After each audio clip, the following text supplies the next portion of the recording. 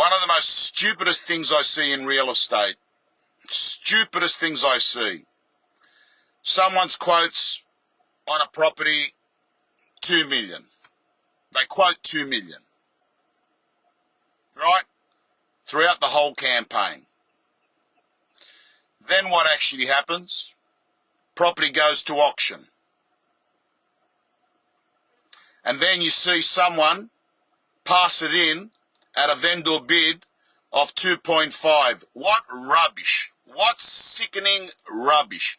And do you understand why people get the shits about underquoting and that stupid line that I don't know which trainer or real estate agent came up with?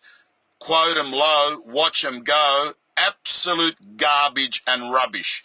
Don't get me wrong. I understand real estate. I've been doing it for nearly 4 decades. You go out and you excite people and you give the benefit of the doubt and you allow everyone to have a look at the property and then you get them to compete.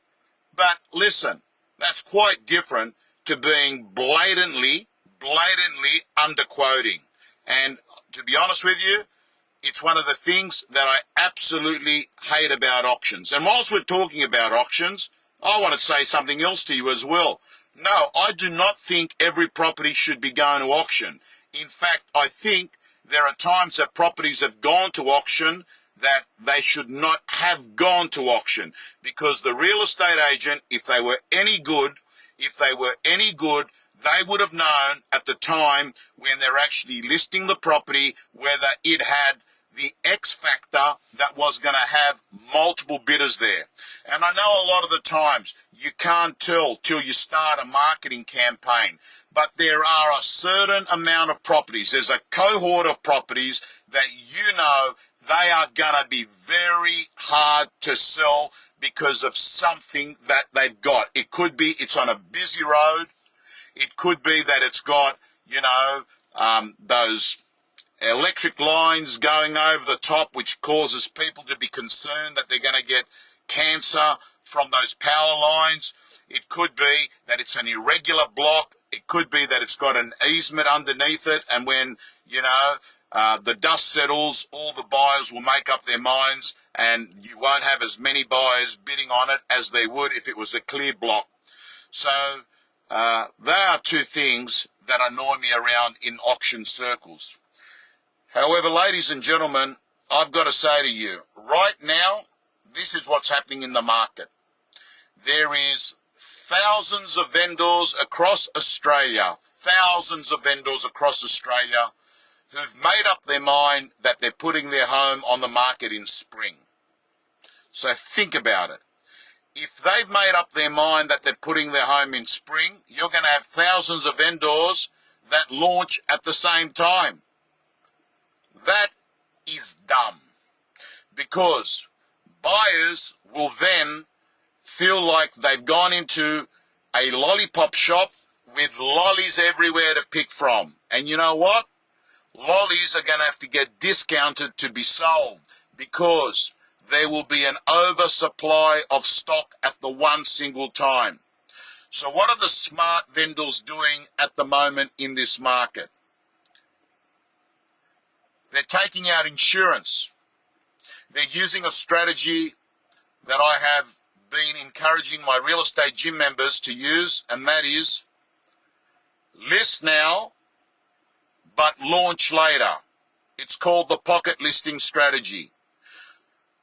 Give it to an agent if you're a vendor. Tell the agent if they are able to find a buyer over winter without any really big marketing campaign, but because there's not a lot of stock on there, a buyer might pay overs and a premium figure. Lucky days. Well done.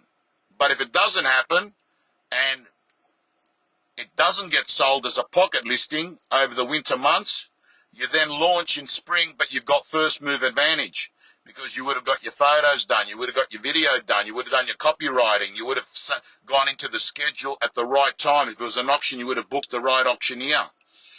Because I can tell you, there's quite a few good ones, but I tell you what, there's a few that would struggle to pick up a gig as a wedding MC or a bingo caller at the Penrith RSL club. That's what I think. And whilst we're talking about auctioneers, let's talk about others. Let's talk about buyer's agents. I've got to tell you, a good buyer's agent will be worth a lot of money to a buyer because they've got relationships with agents, they know how to negotiate, and they can also pick up properties that have got upside. But a bad buyer's agent, and I've got to tell you, there's plenty of those around. All you've got to do is, before you appoint a buyer's agent, Google them, find out everything about them. That's what you do. Google them, read the reviews, read if they've got into any trouble. Because buyer's agents, my friend, you got to understand, the model works that the sooner they find a property for you, the better it is. Of course it is. They'd rather you buy a property in 1 day, not in 100 days. So they'll always be encouraging you to make a decision quickly. That's a bad buyer's agent. A good buyer's agent will be more of a trusted advisor. Anyway, good to see you, Michael. Michael's one of the great real estate agents of Australia. I've seen that guy over the last few years go. Million, 1.5, 2 million. He's now got his sights set on 3 million. And we're going to do it, Michael. I'll give you my commitment. Ladies and gentlemen,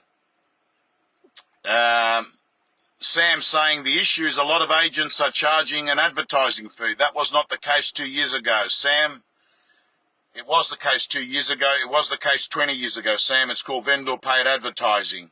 And I've got to tell you, if there's one thing you don't scrimp on is marketing.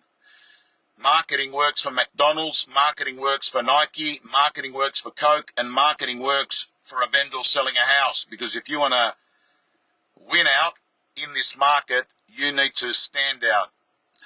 I sold 5 out of 13 today, ladies and gentlemen. 5 out of 13.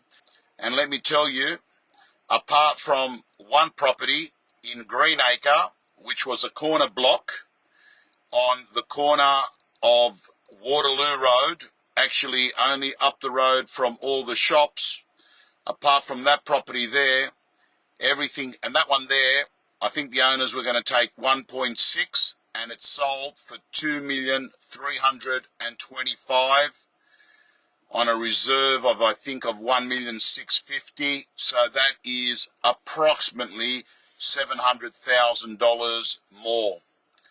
Apart from that one, ladies and gentlemen, I've got to tell you, it is hard work. We're in winter. It's getting cold. Market's getting tough. But tough times don't last. But tough people do.